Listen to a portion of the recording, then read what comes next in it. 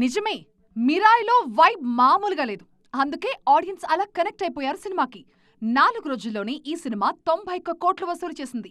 తొలి వారం అయ్యేలోపే 100 కోట్ల క్లబ్లో చేరిపోవడం ఖాయం. తేజ సజ్జా కెరియర్లో వరుసగా ఇది రెండో 100 కోట్ల సినిమా.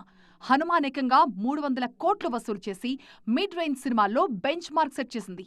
హనుమాన్కి 300 కోట్లొచ్చినప్పుడు ఏదో ఫ్లూక్లో తగిలేసింది, పైగా సంక్రాంతి సీజన్ కదా అనుకున్నారు.